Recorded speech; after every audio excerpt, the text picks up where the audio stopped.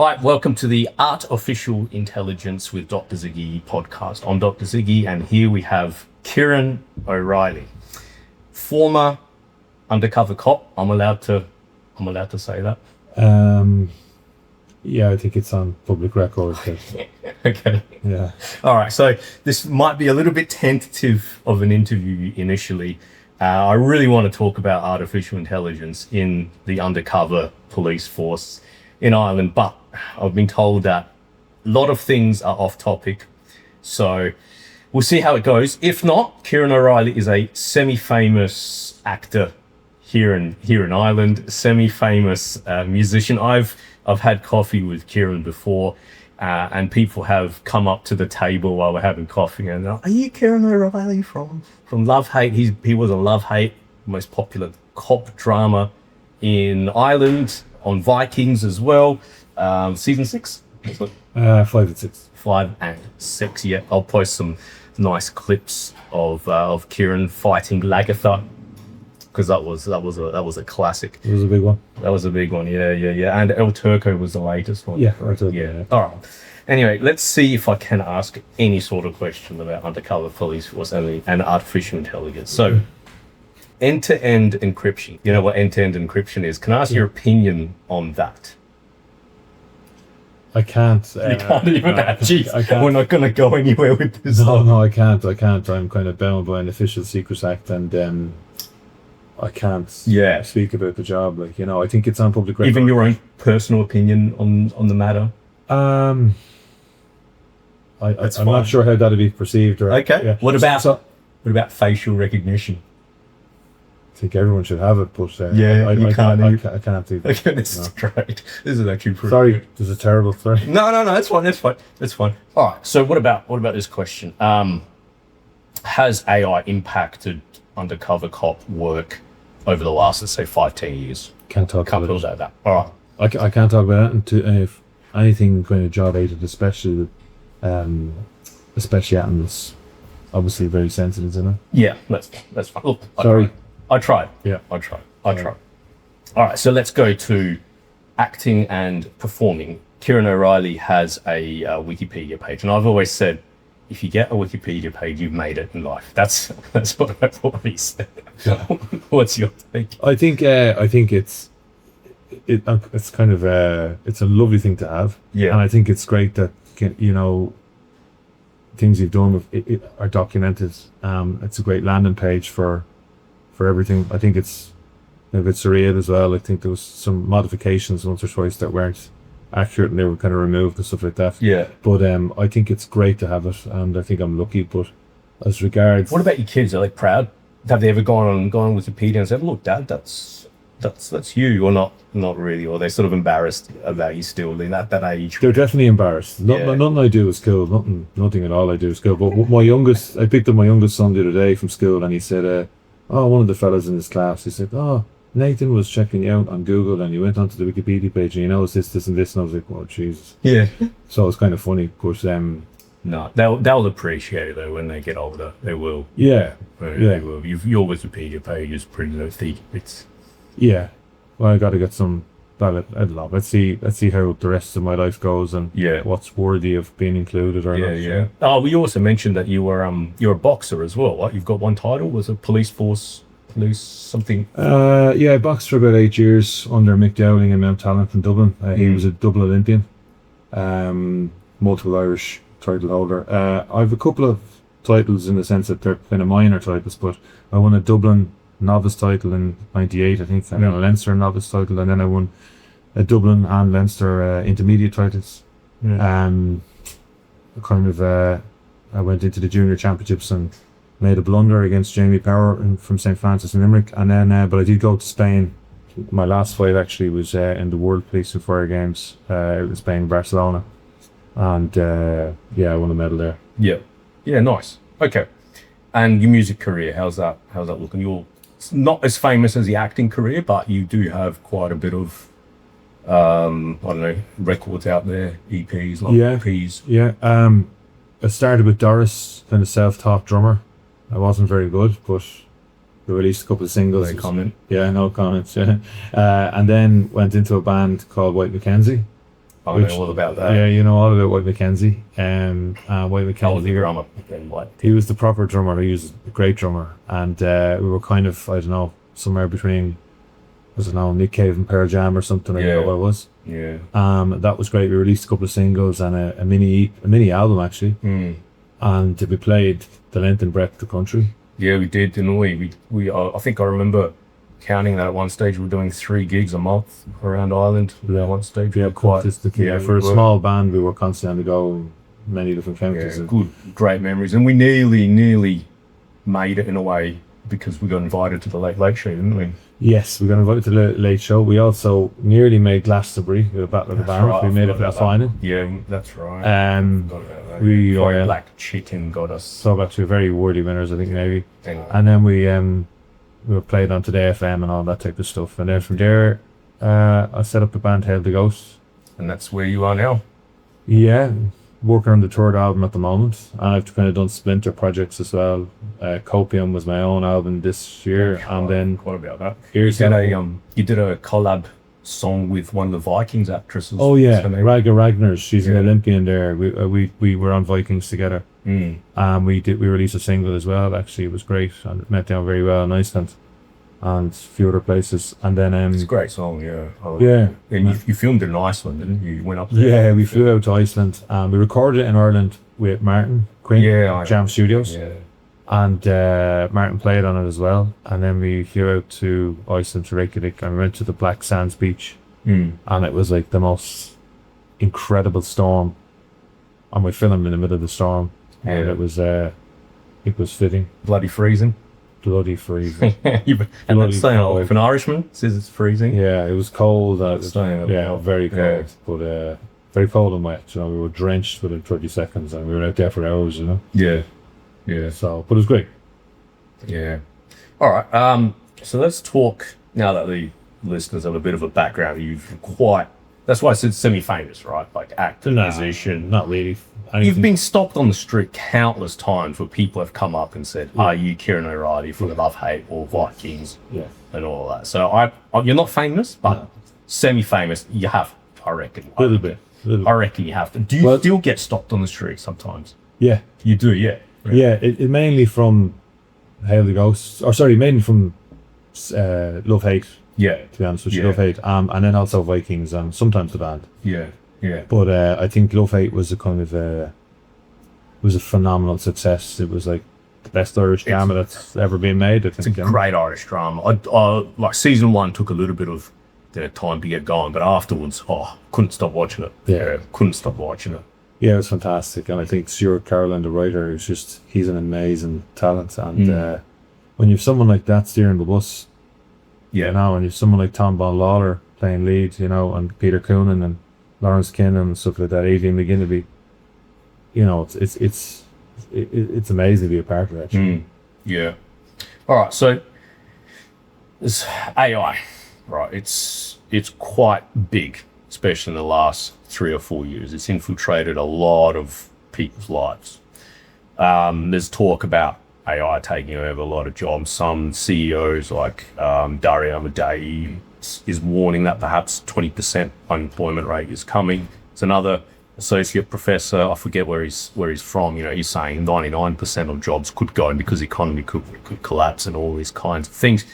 I'm not a doomsayer like that. I don't believe that's the case. These CEOs have a lot of money to make to hype up this product. However, we're not denying the fact that it is a disruptive technology. It is shaking things up in the industry and in the performance industry as well. So there was a strike by actors recently in Hollywood demanding some kind of clarification, some kind of rights to prevent big corporations taking their images and their voices and cloning them and using them for less pay rather than hiring them and these kinds of things. There's a lot of AI slop on the internet where people are just using artificial intelligence to create videos, to create sounds and music and art, and it's just infiltrated and inundated the internet where it's getting harder and harder to find actual human-generated content. So let's talk about this. Do you use AI as a performer, as an actor, as a song lyricist? Have you ever considered? Absolutely not. Yeah. We were Absolutely not. absolutely not. Yeah. Let's talk. I like this. Well, absolutely not, because why be a creator if you're going to have some crutch or some facility to enable you to create in the most false way, in the sense that it's not you. Yeah. So if something is generating something that actually defeat, like most people in the artistic world, they need to create. They need to create for a sense of self-fulfillment, or even from a functionality. Yeah. I mean, some people just need to create, as in that it's how they live. Not from a monetary gain point of view, but that's what they are, nearly their purpose. That's what they need to do. It's like if music and acting wasn't in my life, I would struggle. I would become so frustrated. I would be. I understand that. Yeah. So we were down in Jam Studios, Hail the Ghost. We were down with Hail the Ghost in Jam Studios there last week, and we were finishing off a couple of new singles, and we were we brought up AI. We talked about AI, and people are kind of using AI kind of as a facility. Like, in other words, we need this job done. AI can do it more efficiently, which is good, as in that you use AI to help you from an efficiency point of view. But we were kind of laughing, saying, well, nobody could claim that Hail the Ghost is, AI influenced in that respect, because we're so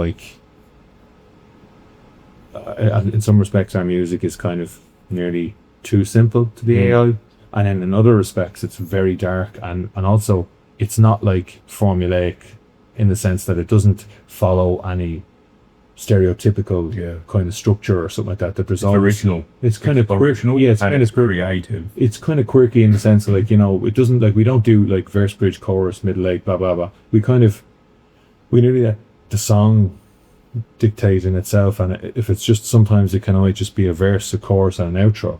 Or one of our next single, Little Lungs, it starts off with an intro and just drops into a chorus.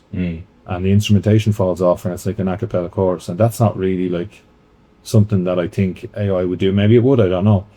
But for us, there is no point in us creating if we're letting someone else do it. In my view, it's like bringing another member of the band, bringing someone in to be another member of the band, and getting them to do the work. You'd feel detached, disassociated from your own process. Yeah, I'd never heard this argument before. And also but I understand Eamon is the guitarist in Hail the Ghost. He was saying that we did sit down and we used AI recently from the administration side of the band, and we were kind of going, okay, we had a kind of proliferation of streams in Germany, and we were kind of going, okay, what the hell is that for? Blah blah. So we were kind of going, we used AI to kind of go, how do we access the German music market, and who do we talk to, and what are the best streaming services, and blah blah. And we just put this now. Eamon is more kind of computer literate than me, and he put it into AI, and it gave us a number of pointers back. So we kind of utilized it as in a kind of another member of the office to help us, with a function, but nothing creative. As in, I have started writing a novel as well, and that is extremely personal to my life, if you know what I mean. Yeah. And the thoughts of using AI for that is nearly insulting. Yeah. Because one, it doesn't measure my ability to write or how I'll be judged as a writer, whether technically, grammatically, or creatively. So in the interest of kind of being honest and original, I think honesty is something that escapes society a lot of the time in contemporary society anyway. That there's obviously a lot of ego out there, known and unknown. There's a lot of power and everything else. But from a creative point of view, and creative industry, whether it's music or acting, it's not dissimilar in the sense that there is a corporate side to it, there is a business side to it. That's, I understand that AI can fulfill possibly some functions that are very practical and really, really good. But from a creative point of view, you're not an artist. Yeah. You're not an artist. You're not artificial. It's artificial. It's not real. It's not the essence of the human spirit is a thing that. Yeah, I'm glad you're bringing this up. Well, the human spirit is something that translates Jeff Buckley's Hallelujah or whatever, Nick Cave, Into My Arms, whatever it is. mermaids, you know, beautiful, beautiful music. John Lennon's Imagine. That's the human spirit that's translated through music and you know, embodies, you know, the messages that are there, like, whether it's torment, heartbreak, whatever. It's like every heartbreak song, like Lord Huron, you know, The Night We Met, like that would not be if it was for like the way you play, how you play. It's all influenced by feeling, and that's what artificial intelligence doesn't have. Of feeling through experience and the palpable reality of feeling that it flows through our bones. We were just talking just before this interview about stuff that was going on, and sometimes things can be really hard. I mean, machine's a dead thing, isn't it? I always say to my students, machines operate on the level of knowledge. We operate on the level of knowledge and understanding, and then we can feed that understanding and that feeling through the things that we create. The things that we create. So sometimes, you know, if you know the backstory of some of your songs, you know, I can feel that. Some of your Hail the Ghost songs or White McKenzie songs, I can feel that because I know it's come from you. If AI hadn't written it, goodness knows where that comes from. It's one-dimensional. Whereas if it comes from another human being, it's three-dimensional. It's three-dimensional. And also there's a relatability, right? Yeah. We are connected. Like humans are connected. Like we are here having an interpersonal, you know, emotional, frank, human contact, communicative contact, right? Not over Zoom, not over Skype. No, but this is like it's a primal thing. You know, there's something, there's stuff going on here, and that can't happen with anyone that's not, you know, like, you know, part of the same species, if you know what I mean. We can have different experiences with animals and stuff like that, but we are humans and we are connected here. AI is a falsified kind of environment. However intelligent it is, which is, you know, now undisputed, it's remarkably intelligent. I hate using the word intelligent. It's capable, jet or whatever, because intelligence has such strong connotations.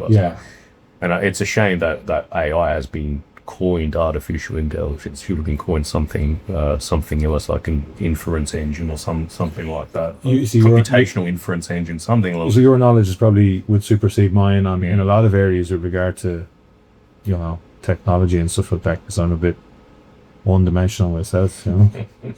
But that's my tuppers. This reminds me, I was talking to a CEO of a very large American company last year. I was in Rome. There was a conference, and the conference itself, you know, but it's the networking. That was the big thing about the conference. That's why everyone goes to these conferences. So we sort of hung out at the back in between talks, and we talked about artificial intelligence, and he knew I was an expert in this field, and he just asked my opinion of it, and he just said something so simple. He said, I don't want to bring AI into my company, into my app, into my website, because I want everything to be handmade. And I thought that's beautiful, because people pay extra nowadays to have handmade clothes, handmade, because there's just this connection. There's this feeling. We know that someone put their heart or soul into something. Well, I think it's the way people are being conditioned as well. In contemporary society, I think we're all conditioned like little worker bees to be shopping online. Everyone wears the same clothes, blah blah blah blah. Individualism is kind of pushed to one side, but also notions like, you know, people, you know, creating their own artwork or creating paintings and music and everything else. Like, you know, it's to some degree it's a luxury, you know. But I think that like it was great to see a resurgence of vinyl in the last couple of years, because it's the totally opposite to any conceptual AI thing. Because because it's a tangible thing. You hold the album, you own the album. Also that it's a kind of it's also an art form in itself, because the artwork that's there, and the artwork it's like merely a newspaper. You can read aspects of it, you can see, and there's certain things, like when I was always buying albums, I would always reach for the artwork to see is there any behind the scenes stuff. I remember those. Or how it was documented as to who did what on the song, and lyrics and everything else, and it was all really, really important. It was an extension of the music, wasn't it? Absolutely. And it made a whole, a composite. Like you had something in your hand and something physical. Whereas now we've lost that. Not only that, but we've lost, because singles now. We've lost the whole idea of an album being a whole as well, Yeah. because it's all been cut up into pieces. But back then, Yeah, I mean, like also there's the process of having to put it on and the needle, and it's like, you know, it's like pouring a glass of whiskey or a glass of wine in that respect. But it's a different way to appreciate the experience of listening to music, not just listen to music. I know it's hard. It's hard to combat the Spotify's and the streaming services because there's utter convenience. You have every song at the fingertips, and like you don't have to go and convenience. So I think by virtue of how we're evolving, we're becoming a lazy species where everything is about convenience, and where people don't savor or relish certain parts of life that were, you know, precious. Yeah. Whether it's, you know, remaining in nature or just hanging out, sitting on rocks and talking, listening to your favorite band, you know, on a Walkman or whatever it is. There was, the essence of life was far more simplistic. It was far more nourishing. And I think the technical evolution has propelled us to live at an immensely fast rate, where notions and parts of life were just escaping us. Like, you know, the precious parts of life. Right? I mean, you know, it's like when you go into a dingy, you know, rehearsal room in a band, and the first half an hour is, you know, slagging each other and working out what's happening and who catching up with. It's all interpersonal experience. Like, the digital side of things removes that. It depersonalizes everything, you know. Yeah, it's a shame. In my humble opinion. No, I think you're right. You bring up the topic of conditioning, and someone else once said that we've lost the sense of real beauty and what really matters, because we're not what's the word I'm after? We're not immersed in it anymore. Like when I visit Rome, when I visit Greece, and I look at beautiful architecture, and then I go back home to Australia, to Adelaide, and I'll look at the drab corporate architecture that now is overwhelming my city and my country. I sort of think, like, why do we allow this? Why do we allow this to happen? And it's because it's an efficiency and cost wise as well. But it's also because I think we're not immersed in what's beautiful anymore. We're conditioned to accept everything around us that's just been made by machines and not handmade. Let's simplify it. Because I don't think it pays the people that are making them handmade. Like, as in, like, you know, the alternative is that like I went on Spotify. I was on Spotify recently, and I came across this artist who released something like 80 singles last year. Obviously AI. You know, and I was thinking it's an oversaturation. It's cheating. Really. It's like as if you're cheating in art, and art is an honest discipline. You know, and I think that if you're going to cheat, you know, some of the most amazing moments in artistic history were like natural accidents. You know, whether acting or something, some actor might improv a certain part of a scene, like, you know, and all of a sudden it makes the cut and makes the film and becomes an iconic moment. And I think that you've got to be very, very careful. You can't manufacture that by machine. No, because I think sometimes in an impromptu setting, like, some people don't even know they're going to do it themselves. You know, and that's what living is. So I think that we're unliving ourselves with the notion of technology. Now, some things, like, you know, you mentioned facial recognition and stuff like that. I think if that's used right and properly, if it can be amazing. And it can be amazing for the right reasons and good reasons. And I think that certain parts of AI, like, there's a friend of mine, and he was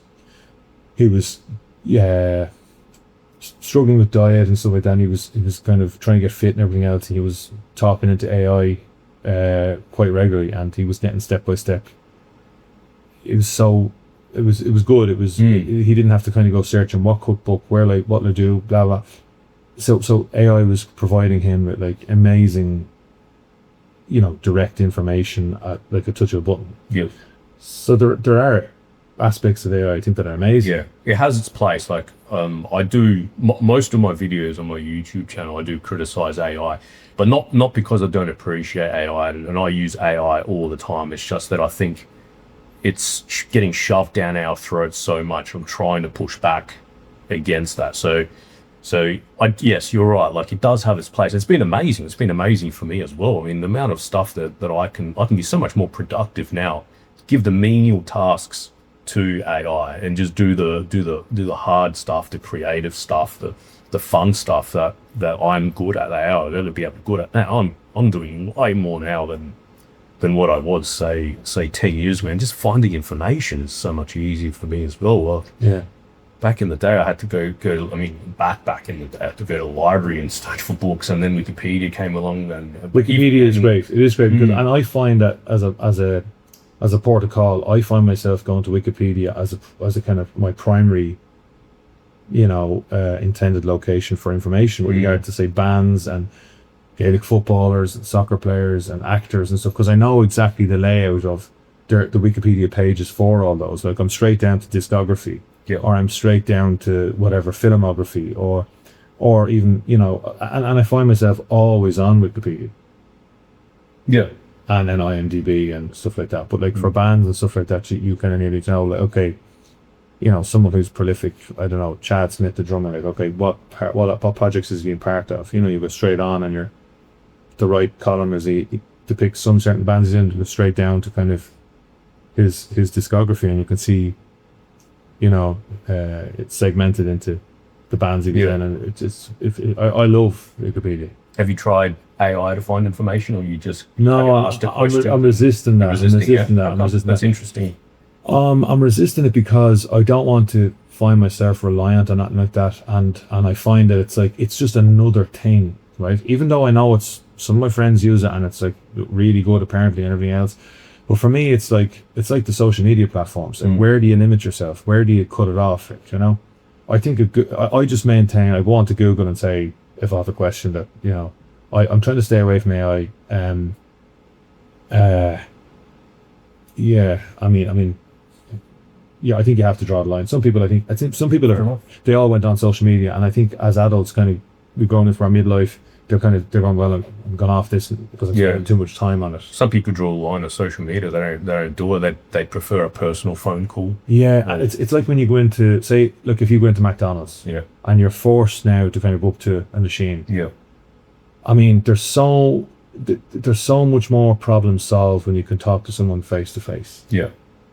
And you can deal with them face to face. So I much prefer the person, not the machine. Always. Because that's how I've made friends with people. It's how you change someone's disposition in a day. Yeah. If someone having a bad day, chance encounters again, right? Exactly. Like you were saying with acting, films, that happened in life too. Yeah. It happens in life too. It's not true. This is why, and that's what we're connected through, all these connections, like these interactions. And if you remove it, I think it affects you and how you feel and thrive as a person, and how you're feeling day to day, whatever else. And what are you getting? I think we need to receive the interpersonal connection. We are naturally community-based creatures. Yeah, it's natural for us. We're not. And like horses, they're pack animals. You put a horse on its own, it gets depressed. Yep. And I think not that I'm an expert in any of these things. I mean, I'm not even an expert in music or acting, but I just love it. So this is on my very humble opinions. Yeah. I don't agree with all these people saying that all jobs are going to be gone. Like, the human spirit always will prevail. Like, you can't. I hope so. Yeah, you can't. I am optimistic. I like what's that book? 1984 by George Orwell. Yeah. I don't agree with the ending because his spirit dies in the end. I don't know if you remember. It's probably been a while. It's been a long time. But also, is that his spirit just died? But is that because he was just the machine? He was just smothered. Mm-hmm. But in my opinion, you can smother as much as you want. There comes a time where it just explodes. Human spirit. But I think the human spirit is stronger when it's unified. Yeah.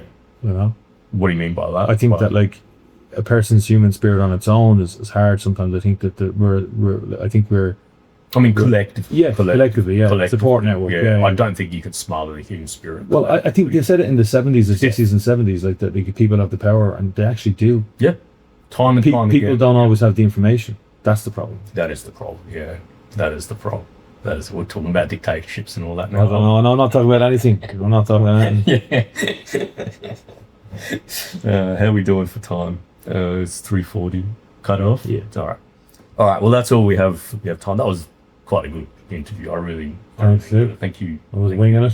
You're winging it. We're all winging it. Well, we didn't really prepare, so it was kind of like I thought we were going to do a practice. We were straight into it. I was like, oh Jesus Christ! No, I don't do practice, man. I think it's best to be natural. That's it is when you know. All my videos, they're all natural, man. Like I think it's just the only way to do it. Yeah. Like I'm interviewing. Next time we're going to prepare, I think. You know? I'm interviewing a aspiring sci-fi writer tomorrow night. Wow. And he was going to send me all these links about what he wants to talk about. I said, no, I don't want any links. I want you to tell me about it, and I want it to be natural. Okay. Well, I hope I didn't disappoint since now if I do. No, it was great. It's good to see you again after all these years. We've been in a band together. We've got great memories. And it's great memories because I know that one you could say like a small little phrase and we'll laugh because we know where it comes from. And that's right. Yeah. They were good times. They're traveling around Ireland and just hoping and wishing that we'd make it right. We didn't. We didn't. But mate, we got our songs are on YouTube. I've still got the physical copies. Yeah. We got some really good people to give us artwork and stuff that we. Yeah, very proud of. The artwork was. Yeah, Rob Hand from New York. Yeah, Rob Hand from New York. Yeah, amazing photographer. All right, well, thanks guys. Stay tuned for more. We got more coming up, and see you later. Thanks, Kieran. Thanks to the Zig. Yeah.